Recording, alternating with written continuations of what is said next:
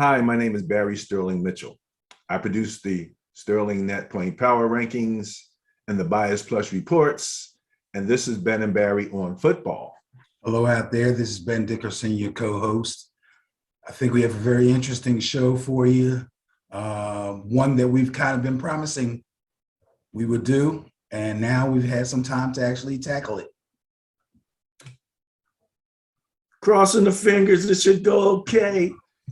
Put a lot of work into this guy. I think this will be like one of the only places where you can go and see a synopsis of this type on every football team. So we're going to do 32 through 17 in this show. And then next week, 16 through 1. And when I give those numbers, they are based on my Sterling Net Point Power rankings. Okay, so that's how we're ranking the teams from 32 to 1. So you'll see that in the net points, and it'll make a little more sense if you're not familiar with our show. Feel free to go back. Also, feel free to go to Facebook and look up the Sterling Net Point Power rankings, and also at my blog. So we are going to be rocking and rolling. All right, Benny.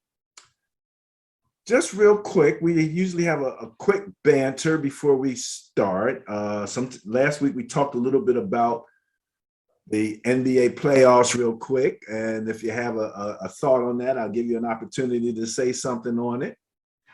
I got a little chuckle out of the fact that I actually got tired and went to sleep on the Mavericks game. And I found out this morning that after the Warriors emptied their bench, the bench guys brought him back to within what, like 11 or 8 or something? 8, dude, made no sense. I'm sitting there going, first of all, after I thought about it twice, those backups deserved to finish that game. He pulled them guys out, and as soon as he pulled them out, do you remember how much time was left when he pulled them? 4 minutes. It was like 4 minutes left, and it was within 8. And I'm like, these boys, first of all, the energy was better and the defense was better. As soon as he pulled them off, they start giving up points to the Mavericks because they've been sitting. They were cold. God. If that was a bad move, that was a bad move. I mean, it was amazing. Here's the conundrum for the coach. If he leaves them in and Dallas holds them off, then people will say, oh, you got so close, you should put the starters back in. But if he puts the starters back in and they're cold and it takes them time to get revved up, the game's over and they lost anyway, which is what happened. The commentators had already given them the cold excuse. So that was there for them to use at any one time they wanted. Absolutely. To come back. Because once you put these guys down and they start to cool off, especially if you got small injuries and aches and pains and things like that, and then you sit and that's I'm with you. I'd leave them in. I'd have left them in. I thought they deserved to get an opportunity to finish that game because they brought those guys, they were like down 30 or something stupid like that. Yeah. Crazy. Besides, when you empty the bench like that, you're pretty much conceding that you're going to lose. So leave them out there. That's pretty much it. That's pretty much it. Speaking of losing, I mentioned sometimes when I'm trying to go online and play a game of Madden and there's nobody available.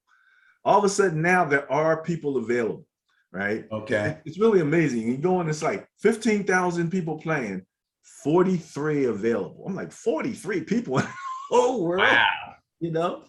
So I fire up a game. I've played 2 games. I've lost 2 games. But, you learn so much from losing. And one of the things that I realized was, okay, I put together offensive packages that are unique to me. So it's like, it's all set up. So when I went online, my package popped up. But in Madden, they give you team defenses, and then they give you about 5 generic defenses, right?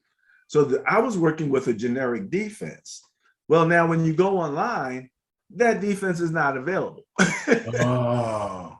And I had not put together a specific defensive package and saved it as such, so that, because like when I started playing the game, I'm realizing, okay, my offense automatically loaded, but I didn't have any defense. I'm playing with Shanahan's defense, my team defense, Right. which I didn't know. So when I'm going to audibles or I'm trying to do something, Right. but it's a good thing my offense was good. So I had to go in and really change my thinking over to the defensive side again. Find the defense that I liked, okay, and then put together the packages, And I like defenses, especially with my Niners, that give me both a 4-3 and a 3-4 option. Right. Because I have linebackers. I can kind of go either way. You know what I mean? So it's been kind of cool. I've been practicing with this new defense that I put together, but I've yet to unleash it on the online world. I still have a couple little, because, and I thought about, like, even with Trey Lance, you got to know your playbook, I'll say, your plays, your system, your offense. And as well as he can know that, is how efficient he's going to be. I don't see any reason why he can't be the next Herbert from the Chargers. The Trey thing about Lance. Herbert, Trey Lance. hey, physically, there's not much difference. Okay. We were all surprised when Herbert came in and played as well, that he knew his offense and he could execute that offense at the level that he did. We were surprised. We're like, on a moment's notice, much less. Remember, it's like the puncture in the lung, right? With the starter. And remember, next thing you know, he's in there and he's slinging that ball. We're like, okay, who's this guy like that? So physically, he has all the attributes, that he has all the attributes. It's really going to be a question. We got to see whether or not he's, and again, the offense that they're handing him, it's a Shanahan offense. That's going to be interesting. It doesn't help that Debo wants to be out there somewhere for some reason. It's like Debo and Lamar Jackson, they're offering them contracts and they're like, I don't know about it.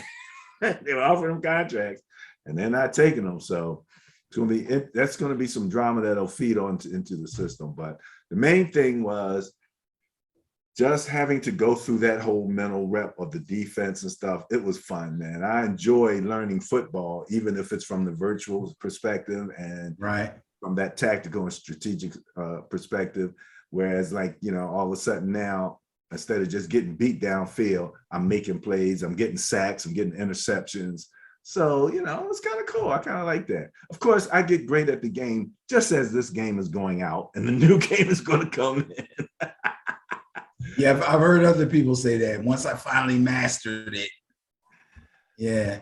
Next. And then you don't go back and play the old games. Nah. I'm not going to go back and play 19 or 20.